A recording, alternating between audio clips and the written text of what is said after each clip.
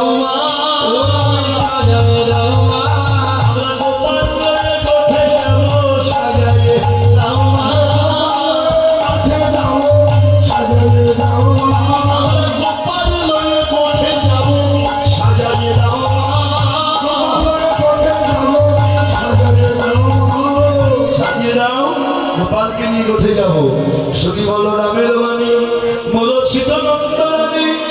লোটায় পড়িল ভূমি তলে কি বলি বলো না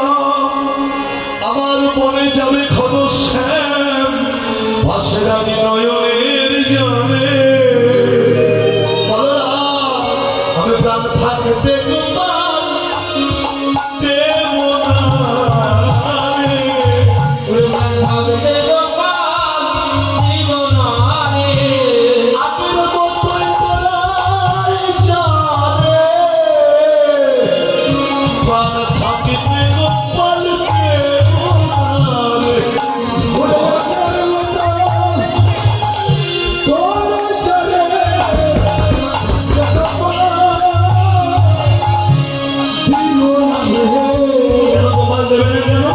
গতকাল গোপাল কোঠে নিয়ে গিয়েছিলি তুই বলিব আর এই কোঠে নিয়ে গিয়ে তুই সিনাদি একটা বাড়ি মেরেছিস তারা বলা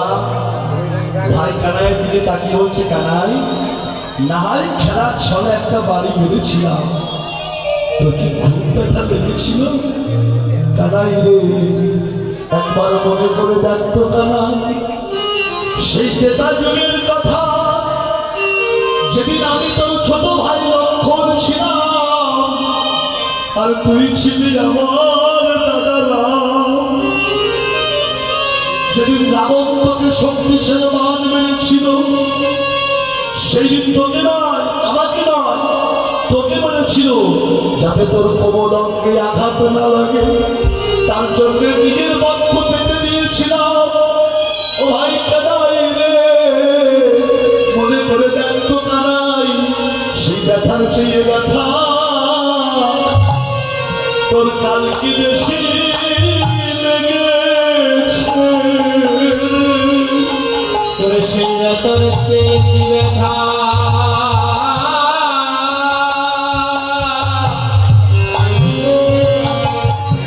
তোর বেশি গেছে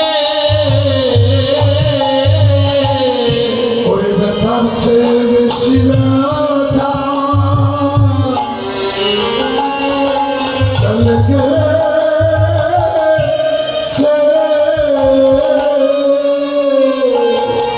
ও ভাই কানা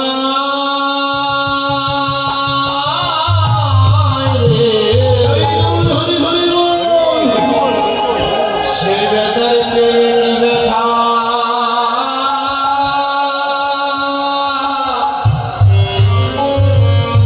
তোর বেশি সেদিন আমি সত্যি আমার পক্ষে ধরেছিলাম আমি 14টা বছর খাইনি 14 বছর ঘুমাইনি জানিস তুই আমার মাথায় ঘুম এসে মাথার তুলে বলে ঘুমিয়েছিলি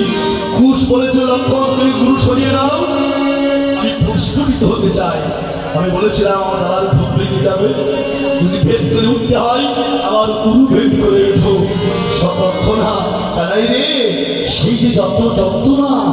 তার থেকে না হয় খেলার ছলে একটা বাড়ি পেয়েছে তোর তো খুব ব্যথা লেগেছে মা বলছে দেখ কত কিছু শুনতে চাই না শোন আমার গোপাল আমি দেব না কেন বলে জাদু আমার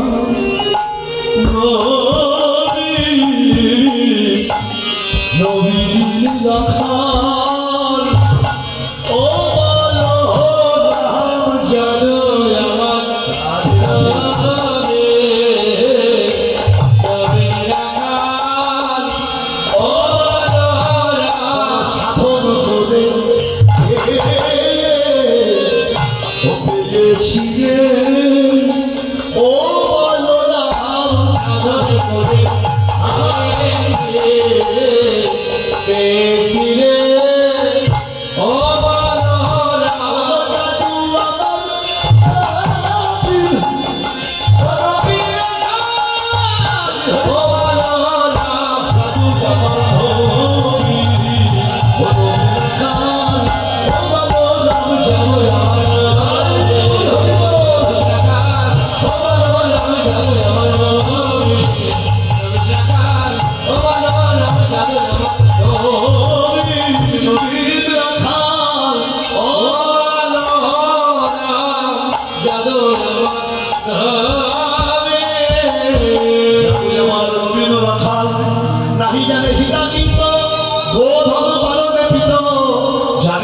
যার কত পাল এলায়া কপি ধরা তুই চোরের লাগে বেড়া আপনার আপনি পরে থাকবে সওয়ালে সওয়ালে খেলে গোপাল ঘরে যেতে পাত বলে আমার গোপাল দুটি হাত মুখে দিয়ে কাঁদবে বলরাম আমি আমার গোপাল দেব না সিধা বললে দেবে না কেন মা হরিবা দেবে না কেন বলে গতকাল নিশিতে দেখেছি সকল কালী দহের কুলে আমার গোপালের পতন আমি গোপাল দেব না রে সিধা বললে কি বলছো মা কত কত দেব দেবতা তোমার গোপালকে আশীর্বাদ করতে আসে বলে তুমি জানো কি বলছিস বলে হ্যাঁ বল কারা আসে বলে বলতে পারি কাউকে বলে দেবে না বলো বোনের কথা ঘরে বলতে মানা আছে হরি বল আমি বলবো না হরে কৃষ্ণ তবে শোনো মা সিধা মতো হিসেবাঙ্গি শোনো মা গো সিধা মতো হিসেবাঙ্গি শোনো মা গো রঞ্জনানি আমরা মিটকে দিচ্ছি জাগিয়ে মোটা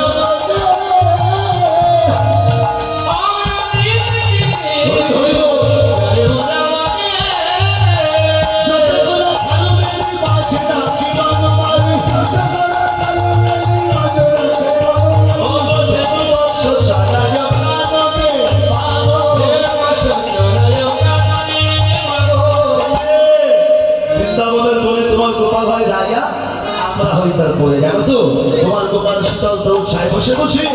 মোহন মনোশ্বরে নানা ছন্দে গান করে মোহন মনোশ্বরে নানা ছন্দে গান করে ভুবন ভুলাই সেই রবে ভুবন ভুলাই সেই রবে ভুবন ভুলাই সেই রবে তোমার গোপাল ওই বৃন্দাবনের বনে গিয়ে হরিবল বাঁশি বাজাই আর তোমার গোপালকে দেখবার জন্য কত কত দেব দেবতা প্রথম আগে মাসে তার চারটে মুখ হ্যাঁ হংসের বলে চলি যত মুখে মন্ত্র করি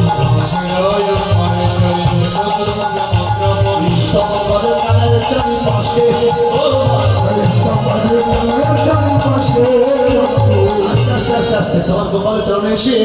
চরণ যুগল যদি ধরে ধীরে ধীরে বলে হে গোবিন্দ ক্ষমা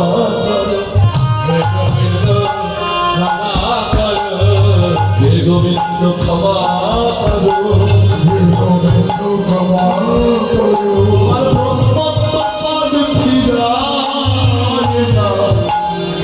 তবু ক্ষমা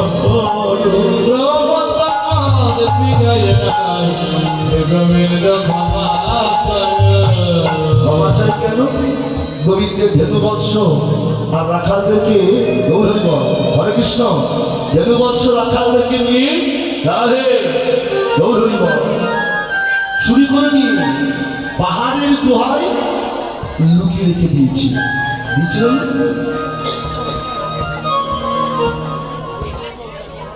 ভগবান কিনা পরীক্ষা করবার জন্য এর সত্যি ভগবান হতে পারে যদি ভগবানই হবে রাখালের সঙ্গে গরু চুরি বেড়াবে কেন রাখালদের এত পোশাক খাবে কেন এ ভগবান নয়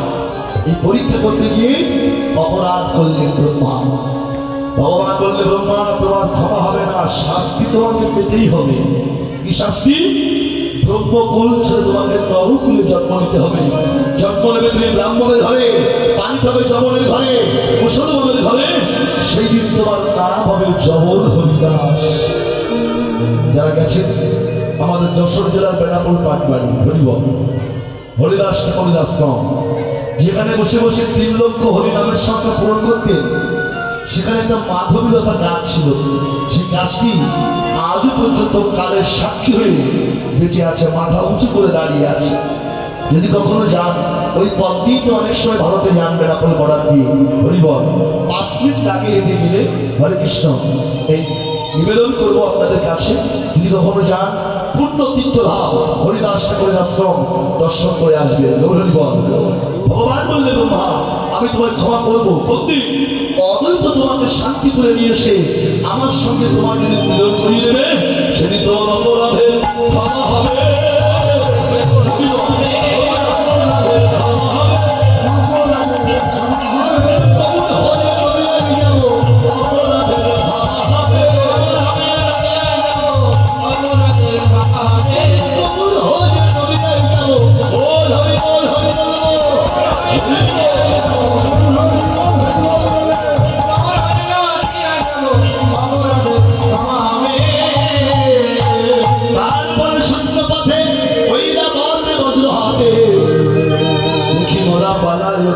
আসো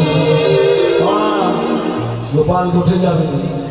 সকাল থেকে তো না খেয়ে আছে গোপাল ধন্যবাদ গোপাল সেবা দক্ষিণা দেবে আমার পক্ষ থেকে নিয়ে যাবে তাই বলে কিন্তু কেউ উঠে চলে যাবেন না নিবেদন থাকবে ওইটুকু হরে কৃষ্ণ জানি তাই দিতে হবে না তাও ভালো কিন্তু আসন ছেড়ে কেউ যাবেন না হরে কৃষ্ণ আমার পক্ষ থেকে দুই গোপাল যাচ্ছে হরিবল